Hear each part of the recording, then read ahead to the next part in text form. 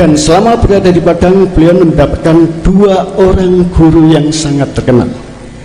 Adapun guru yang pertama bernama Datuk Raju Batuo. Dari sang guru inilah akhirnya beliau menguasai seperti Fortekok, Sterlak, Linto, Alang, Alang Lawas, Padang Panjang, Serante, Ale, Sepai Minangkabau, kemudian Bungusan dari Teluk Bayur. Maka setelah beliau menguasai ilmu tersebut, sebagai ucapan terima kasih terhadap sang guru, beliau pun mempersembahkan pisunsun. Adapun persembahan pisunsun adalah berupa pakaian hitam lengkap.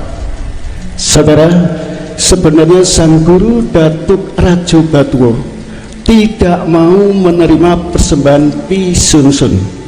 Bukan berarti beliau tidak menamatkan ajarannya, karena sangat cintanya sang guru terhadap beliau. Tapi pada akhirnya persembahan pisunsun tersebut diterima oleh sang guru. Tahun 1897 beliau berusia 28 tahun, dan pada akhirnya beliau pun jatuh cinta kepada seorang gadis yang berasal dari Padang. Kebetulan sang gadis ini adalah putri dari seorang ahli kebatinan yang berdasarkan agama Islam atau tasawuf. Kemudian lamaran beliau diterima, akan tetapi sang orang tua sang gadis tersebut, juga sang gadis tersebut minta bebana, di mana beliau dapat menjawab isi daripada bebana tersebut. Adapun isi bebana sebagai berikut: siapakah sesungguhnya Mas Dan atau Mas Muhammad Mas Dan, yaitu nama kecil daripada Ki Ngabehi Suratiwirya, dan siapakah sesungguhnya saya ini.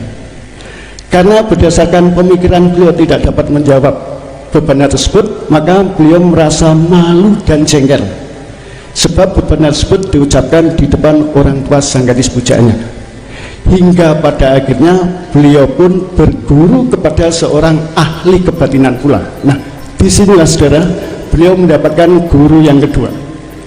Adapun guru yang kedua ini adalah seorang punggawa besar dari kerajaan Bali yang oleh pemerintahan kolonial Belanda kemudian dibuang ke Padang, Sumatera Barat.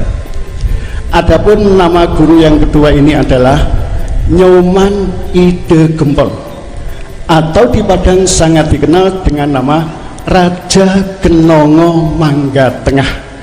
Saudara, kalau ingat nama Raja Kenongo Mangga Tengah, apabila diambil Kenongo dan Tengah, kemudian dibandingkan nama Winongo Madiun, di mana Kenongo mirip sekali dengan nama Winongo, sedangkan Tengah dapat diartikan Madya ataupun Madiun. Nah, inilah saudara, suatu petunjuk ilahi bahwa nantinya di Winongo Madiun ini akan ada perguruan pencaksilat.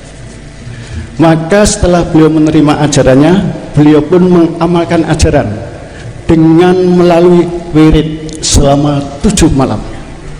Beliau tidak hanya wirid saja saudara, beliau pun memadukan atau menggabungkan ilmu-ilmu yang beliau peroleh sebelumnya, baik itu ilmu yang berasal dari tanah Jawa, ilmu yang berasal dari Jawa Barat atau Priangan, ilmu yang berasal dari Jakarta atau Bentawi, ilmu yang berasal dari Bengkulu, maupun ilmu yang berasal dari sang guru Datuk Raju Batuo selama berada di Padang, yang mana yang nantinya akan dapat saudara nikmati, dan pada akhirnya menjadilah ilmu persaudaraan setia hati dengan moto gerak lahir luluh dengan gerak batin, sedangkan gerak batin tercermin oleh gerak lahir. Maka setelah dijawab menggunakan yang nantinya menjadi ilmu persaudaraan setia hati, terjawablah apa yang menjadi bebana sang gadis pujaan tersebut, sehingga akhirnya beliau pun menikah dengan sang gadis pujaannya. Kemudian tahun 1898, di mana guru beliau yang kedua, yaitu Nyoman Ide Gempol atau Raja Kenongo Mangga Tengah, maka oleh pemerintahan kolonial Belanda diizinkan untuk pulang ke Bali. Dan kemudian pada tahun yang sama sebelum beliau beserta istrinya meninggalkan Padang kemudian menuju Jakarta ataupun Batavia, beliau pun beserta istrinya menyempatkan diri untuk singgah di tempat adiknya yang berada di Aceh.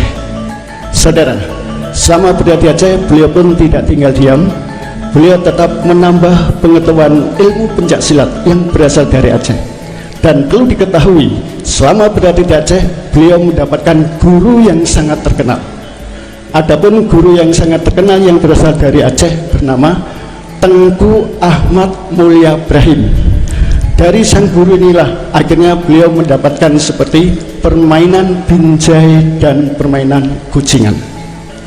Kemudian tahun 1900 maka beliau beserta istrinya meninggalkan Aceh kemudian menuju Jakarta ataupun Betawi. Dan selama beliau berada di Jakarta ataupun Betawi, beliau bekerja sebagai masinis yang menjalankan Stoombols pada jawatan kereta api pemerintahan kolonial Belanda. Saudara-saudara, ini juga merupakan peristiwa yang sangat bersejarah, bahwasanya tepat pada hari Jumat Legi tanggal 10 Muharram atau tanggal 10 Suro tahun 1323 Hijriah atau tahun 1903 Masehi, maka beliau mendirikan persaudaraan yang untuk pertama kali persaudaraan diberi nama Sedulur Tunggal Kecet Langen Mardiharjo atau disingkat STK, dengan nama pencaksilatnya adalah Joyo Gendilo.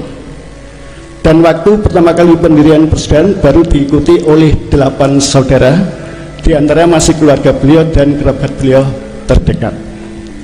Kemudian tahun 1917, di mana nama persaudaraan Sedulur Tunggal Kecet atau STK dengan nama pencaksilatnya Joyo Gendilo Cipto Mulyo, maka oleh beliau diganti dengan Setia Hati hingga sampai saat ini. Saudara-saudaraku, karena beliau pertama kali mendirikan persaudaraan pada hari Jumat Legi, dan pada hari Jumat Legi pula bulannya Selo tanggal 10 November tahun 1944 pukul 14 atau 2 siang pada akhirnya beliau pun wafat. Dan sebelum wafat beliau meninggalkan 3 pesan. Di antaranya ini yang perlu diperhatikan bagi saudara-saudaraku.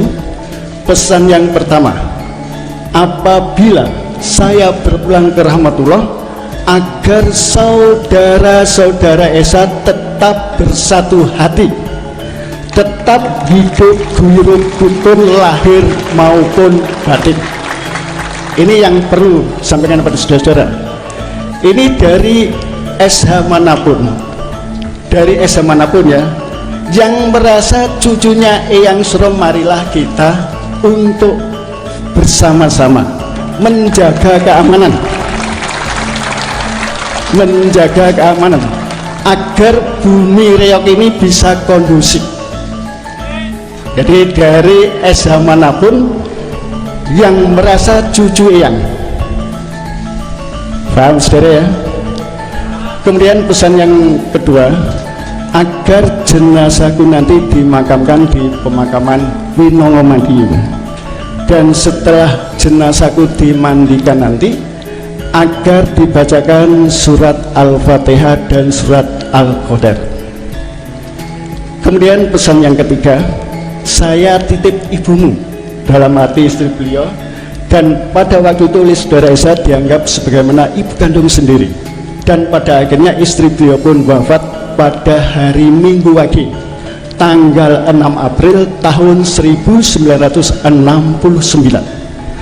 Adapun istri beliau dimakamkan di pemakaman Winongo Madiun berdampingan dengan beliau almarhum King Abe Surodioyo. Demikian saudara, saya sampaikan riwayat hidup dengan singkat sekali. Dan apabila riwayat hidup ini kita jabarkan secara detail, ini tidak cukup memakan waktu 2 jam saudara, karena dalam ini keterbatasan waktu, maka kita ambil garis besar saja sehingga saudara bisa memahami. Dan kita doakan semoga arwah almarhum diterima sisi Allah Subhanahu wa Ta'ala sesuai dengan amal ibadahnya selama di dunia ini. Baik saudara, mungkin hanya itu yang bisa saya sampaikan, kurang lebihnya mohon maaf. Terima kasih.